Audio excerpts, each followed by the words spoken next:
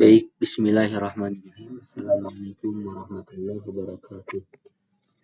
Alhamdulillahirabbil alamin, wassalatu wassalamu ala asyrofil mursalin, sayyidina wa maulana Muhammadin wa ala alihi wa sahbihi ajma'in.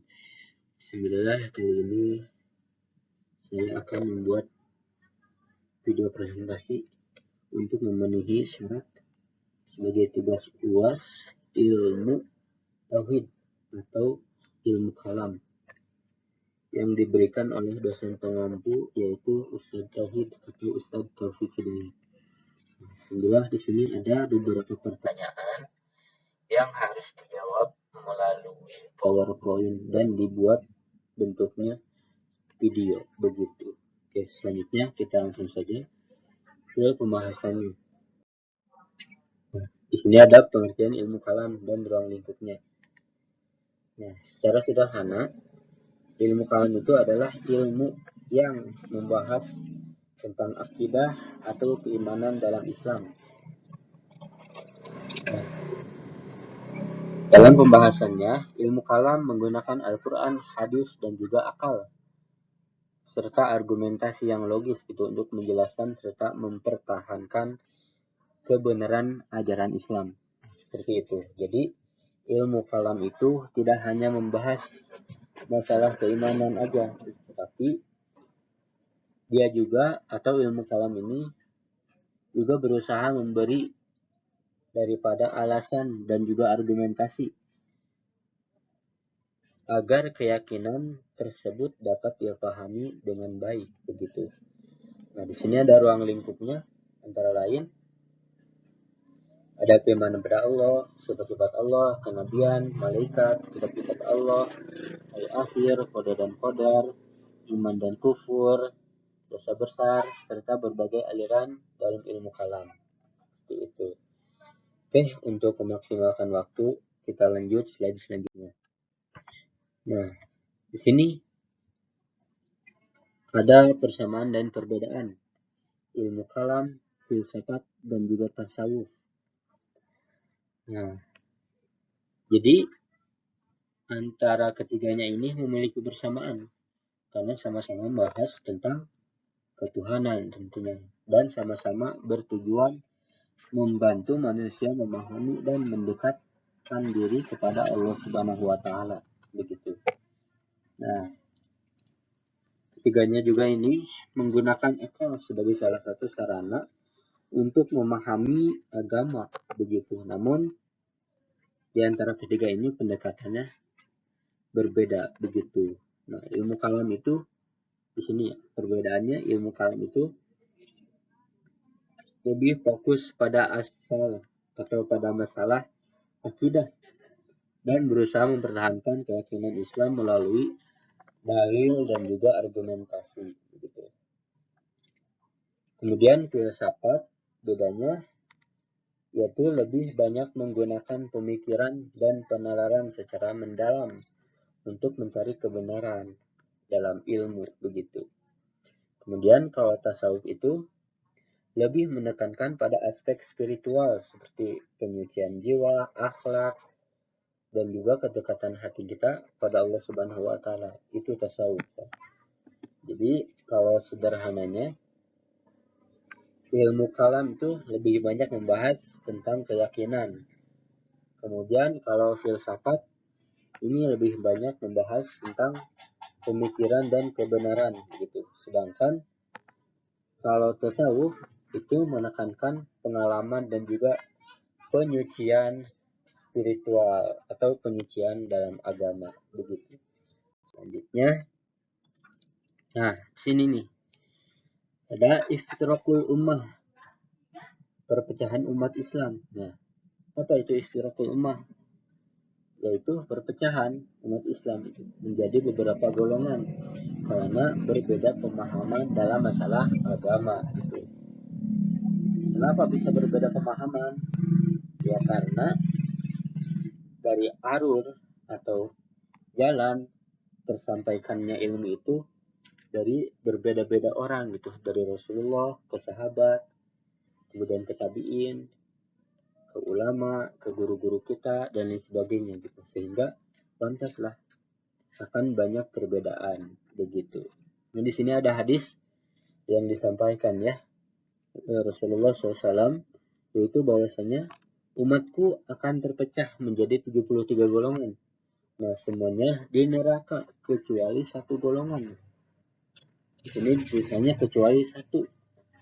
Golongan yang mana? Yaitu golongan yang selamat adalah mereka yang mengikuti Al-Quran dan juga Sunnah daripada Rasulullah Shallallahu Alaihi Wasallam dan juga jalannya para sahabat Rasul Shallallahu Alaihi Wasallam.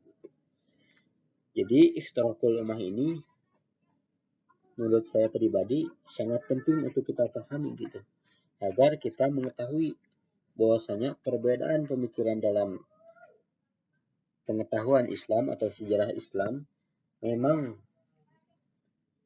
pasti terjadi atau pernah terjadi gitu, dan bahkan saat ini sedang terjadi gitu. Namun perbedaan tersebut seharusnya bagi kita itu menjadi pelengkap atau menjadi penguat keimanan kita kepada Allah Subhanahu wa taala gitu. Saling melengkapi antara perbedaan satu dan yang lainnya gitu. Selama perbedaan itu tidak menyimpang atau tidak salah daripada apa yang diajarkan oleh Rasulullah Shallallahu alaihi wasallam. Seperti itu. Kemudian selanjutnya ada Mu'tazilah. Nah, di sini Mu'tazilah adalah aliran teologi rasional. Nah, jadi apa itu Mu'tazilah? Itu Mu'tazilah adalah salah satu aliran teologi dalam Islam yang dikenal sangat mengutamakan penggunaan akal dalam memahami ajaran agama. Seperti itu. Nah, namun Mu'tazilah sendiri berarti yaitu sebagai golongan yang memisahkan diri gitu ya. Jadi dia berdiri sendiri, memisahkan diri gitu. Nah, aliran ini berkembang pada masa dinasti Abbasiyah gitu, dan menjadi salah satu aliran teologi yang cukup berpengaruh dalam sejarah pemikiran Islam pada saat itu gitu. Jadi Mu'tazilah ini, supaya lebih simpelnya, ciri utamanya yaitu dia selalu menekankan terhadap rasionalitas atau pemikiran atau penggunaan akal seperti itu dalam memahami agama seperti itu. Oke, slide selanjutnya. Nah, di sini ada tokoh-tokoh ya. Ada Wasil bin Atha sebagai pendiri utama yang mendirikan aliran Mu'tazilah ini. Kemudian ada Amir bin Ubaid. Beliau berperan dalam mengembangkan doktrin awal berdirinya Mu'tazilah. Kemudian ada Abu Zail al-Alaf, tokoh terkemuka generasi kedua. Kemudian ada An-Nazam, pemikir rasional yang berpengaruh. Kemudian ada Al-Jubai, pengembang teologi Mu'tazilah. Kemudian terakhir ada Abu Hasim sebagai penerus dan pengembang doktrinnya. Begitu. Ini adalah tokoh-tokoh dalam Mu'tazilah. Lanjut. Nah, di sini ada sekte-sekte. Ada Wasliyah, yaitu pengikut Wasil bin Atha, tadi ya pendirinya. Ada Uzailiyah, pengikut Abu Uzail. Ada Nazamiyah, pengikut An-Nazam. Jubaiyah, pengikut Al-Jubai. Bahsamiyah, pengikut daripada Abu Hasim ya, gitu. Nah, ini adalah cabang-cabang atau sekte-sekte yang ada di aliran Mu'tazilah seperti itu. Oke, lanjut saja kita slide selanjutnya. Nah, di sini ada usul khamsah atau 5 prinsip pokok Mu'tazilah. Jadi Mu'tazilah itu memiliki 5 prinsip utama. Ya. Yang pertama yaitu tauhid ya, mengesahkan Allah dan tidak menyerupai makhluk. Jadi mereka itu memiliki prinsip mengesahkan Allah dan tidak menyerupai makhluk. Maksudnya Allah itu dilarang untuk disamakan dengan makhluknya. Yang kedua ada al-adil. Allah maha adil dan tidak berbuat zalim. Ketiga ada al-wa'ad wal wa'id, yaitu Allah pasti menepati janji pahala dan ancaman siksa neraka gitu. Di sini tulisnya ancaman siksaan gitu. Kemudian yang keempat ada al-mazilah bainal manzilatain, yaitu pelaku dosa besar berada di antara mukmin dan kafir. Nah, selanjutnya yang terakhir yaitu amar ma'ruf nahi munkar, mengajak kepada kebaikan dan mencegah kepada kemungkaran. Seperti itu.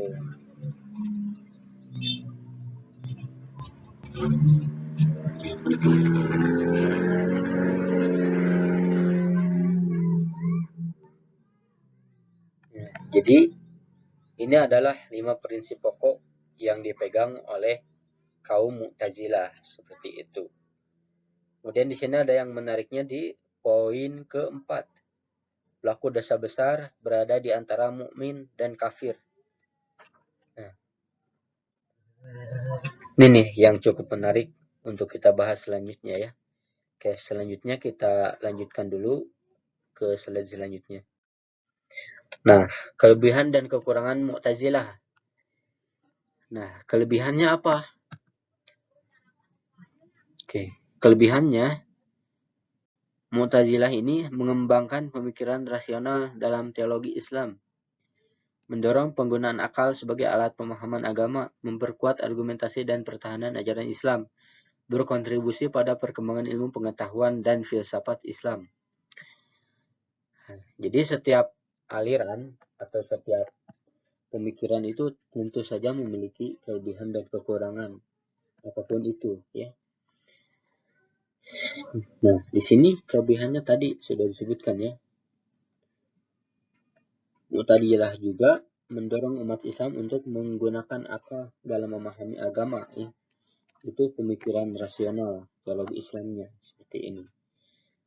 Nah, selanjutnya kita lanjut saja ke kekurangannya.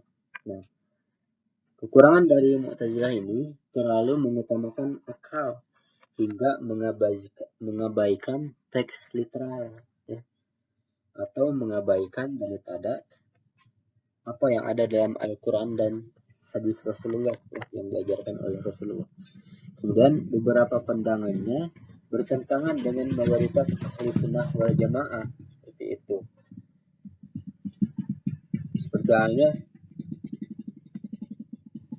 yang tadi ya, yang di slide sebelumnya, yaitu pelaku dosa besar itu berada di derajat yang antara mukmin dan kafir gitu. Seperti itu. Kemudian cenderung rasionalis ekstrim dalam beberapa isu teologi. Ini terakhir kurang mempertimbangkan dimensi spiritual dan emosional keagamaan. Nah, seperti ini ya. Nah, jadi selain daripada kelebihan dan kekurangan dalam beberapa persoalan, Mu'tazilah juga dianggap terlalu rasional dan kurang memperhatikan dimensi spiritual dalam menjalankan kehidupannya seperti itu. Slide selanjutnya. Oke, kesimpulan di sini. Di kesimpulannya, ilmu kalam itu sebagai disiplin teologi Islam memainkan peran penting dalam mempertahankan dan menjelaskan akidah umat Islam. Nah, aliran Mu'tazilah ini dengan penekanannya pada rasionalitas memberikan kontribusi besar sekaligus memunculkan perdebatan mendalam dalam sejarah pemikiran Islam. Nah, seperti ilmu kalam, Ikhtilaful Ummah yang ada dalam masalah Mu'tazilah seperti itu. Oke, jadi ilmu kalam yang dibahas ini terkait dengan Mu'tazilah itu kita harus bisa memahami bahwasanya perbedaan itu setiap zaman, setiap waktu pasti ada, tapi kita harus memahami kondisi, harus memahami juga apa yang disampaikan oleh Rasulullah SAW. Bahwasanya kita jangan menjelekkan satu sama lain antar golongan, tapi dengan adanya perbedaan kita harus bisa saling support gitu, harus bisa saling memahami, harus bisa saling melengkapi selama dengan catatan tidak menyalahi aturan syariat seperti itu. Nah, di sini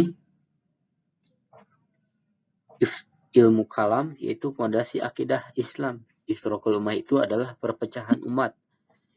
Sedangkan Mu'tazilah itu adalah aliran rasional dan dengan 5 prinsip pokok yang mereka pegang yang tadi disampaikan seperti itu.